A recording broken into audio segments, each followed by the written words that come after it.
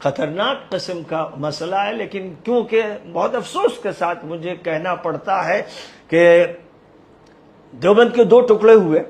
سن 1980 کی بات ہے، اور ایک دیوبند حضرت مولانا محمد قاسم نانوتوی رحمۃ اللہ علیہ نے قائم فرمایا تھا، اور ان کے اہل بیت اس کو چلا رہے تھے نہایت حسن و خوبی کے ساتھ۔ اور واقعہ یہ ہے کہ حضرت مولانا قاری محمد طیب صاحب رحمۃ اللہ علیہ، جو حضرت مولانا قاسم نانوتوی رحمۃ اللہ علیہ کے پوتے تھے،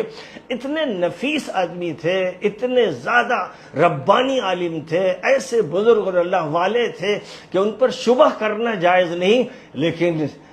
دیوبند کے کچھ ایسے مولوی تھے یزیدی قسم کے، جنہوں نے ان کی بے عزتی کی، ان پر فتوے لگائے، ان کو نکال دیا، یعنی اہل بیت کو نکال دیا اور ان پر ظلم کیا اور ان کے ساتھ سخت زیادتیاں کی، اور دیوبند پر قابض ہو گئے۔ اب ظاہر ہے کہ وہ دیوبند پر قابض ہوئے اندرا گاندھی کے ذریعے، تو یہ دوسرا دیوبند جو اصلاً پہلا تھا جس سے اہل بیت کو نکالا گیا، یہ دیوبند اندرا گاندھی کا ہے۔ اندرا گاندھی نے اس کی بنا رکھی، اور جو بھی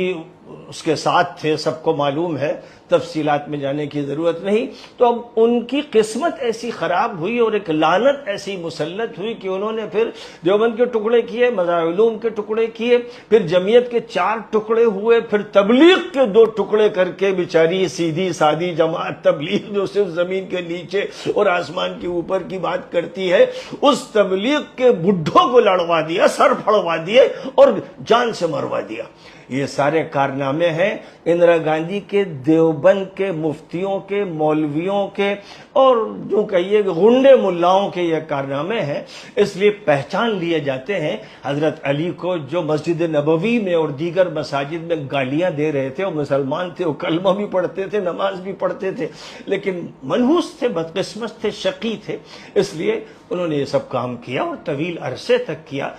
تمام مورخین متفق ہیں جن حقیقتوں پر، ان کا انکار کرنا یہ ظاہر ہے کہ وہی کر سکتے ہیں جو اندرا گاندھی کے مدرسے کے فارغ ہوں، جن کو اسی لیے تیار کیا گیا ہو کہ امت کو توڑ کے رکھ دیں، ذبح کر دیں، بڈھوں کو ماریں، دینداروں کو ماریں، اور کسی مدرسے کو رہنے نہ دیں۔ ندوہ بیچارہ محفوظ چلا آ رہا تھا، لیکن 10 سال سے تقریباً ندوہ دیوبند کا ایک ضمیمہ اور دیوبند کا مکتب بن گیا ہے، اس لیے وہاں ندوے کی تحریک ختم ہو گئی، ندوے کا مزاج ختم ہو گیا۔ اب کیونکہ دیوبند کے تابع ہے تو وہاں پر بھی اسی طرح کی بولیاں بولنے والے کچھ یزیدی پیدا ہو گئے۔ تو یہ تمہید تو بس ایسی ہی تھی۔ میں تو خلفائے راشدین کا تذکرہ کرنا چاہتا ہوں، اور نبی پاک علیہ الصلوۃ والسلام نے جن کو جنت کی بشارتیں دی،